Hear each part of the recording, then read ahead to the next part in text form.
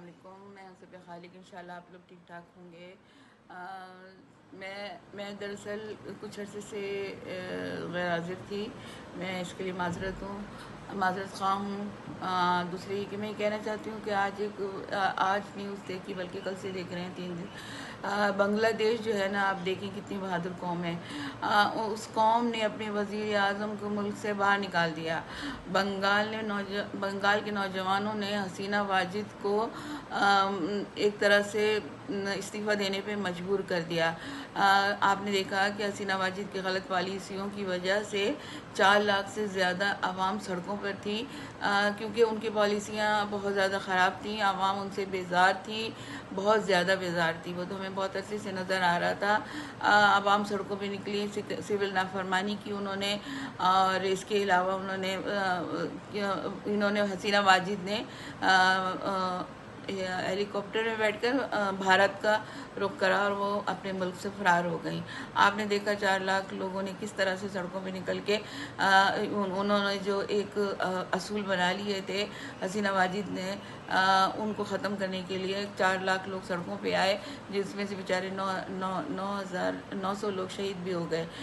لیکن وہ اپنے حق پہ ڈٹے رہے، اور انہوں نے حسینہ واجد کو جب تک ملک سے استعفیٰ نہیں دلوا دیا، وہ چین سے نہیں بیٹھے، اور انہوں نے یہ کام کر کے دکھایا۔ ان کو 45 منٹ کا ٹائم دیا کہ آپ استعفیٰ دے دیں۔ بنگلہ دیش کے نوجوان تنگ آ چکے تھے۔ آپ نے دیکھا ان کے اتنی پالیسیاں خراب ہو چکی تھی، مہنگائی یہ سب، کہ لوگ پریشان تھے۔ انہوں نے بہت غلط کام کیے تھے، اور کوئی ان کو پوچھنے والا نہیں تھا، کیونکہ وہ بھی ایک فرعون بن چکی تھیں، اور وہ اپنی فرعونیت لوگوں پہ دکھا رہی تھیں۔ ہمیں یقین ہے کہ ایسے جو بھی وزیر اعظم یا جو بھی ایسے فرعون بننے کی کوشش کرتے ہوئے ہیں، ان کا انجام ایسا ہی ہوتا ہے۔ بنگلہ دیش میں ایک مخلوط حکومت قائم کر دی ہے۔ فوج نے آ کے پہلے تو کرفیو لگایا، اس کے بعد فوج نے آ کے مخلوط حکومت کا اعلان کرا، اور لوگوں کو پرامن رہنے کے لیے ان کے گھروں میں بھیج دیا، جس میں وہ کامیاب ہو گئے۔ یہ تو تھی بنگلہ دیش کا۔ اب ہم جب سے دیکھ رہے ہیں کہ سپریم کورٹ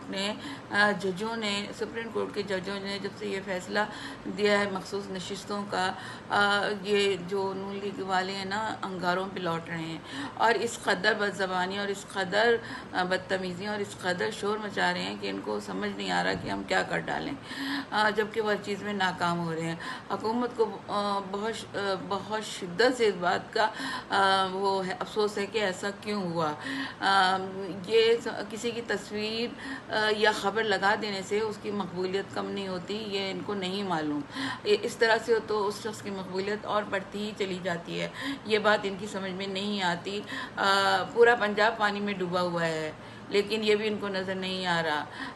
ادھر کراچی کا بھی یہی حال ہے، کراچی میں بھی کوئی پوچھنے والا نہیں ہے۔ گڑھے اور دہلی سڑکوں، روڈوں ساری اس قدر ہے کہ انسان باہر نکلنے سے بھی ڈرتا ہے کہ ہماری گاڑی نہ ڈوب جائے، کوئی گڑھا نہ آ جائے، کچھ نہ ہو جائے، اور اتنی جانی نقصانات ہو رہے ہیں، لیکن یہ بھی سندھ والوں کو، کراچی والوں کو بھی نظر نہیں آ رہا۔ لیکن کیا کہہ سکتے ہیں کہ ہم جتنا بولتے ہیں اتنا ہی ہم بے اثر رہتے ہیں، کوئی اثر کسی کے اوپر نہیں ہوتا۔ خدا را آپ اپنے ملک کی طرف نظر رکھیں کہ آپ حکومت میں ہیں، کہ حکومت کیا ہو رہا ہے عوام کے ساتھ، کن پریشانیوں میں وہ زندگی گزار رہی ہے، کس طرح سے وہ بلوں کی ادائیگی کر رہی ہے، کس طرح سے وہ کھا رہی ہے، کس طرح سے زندہ ہے۔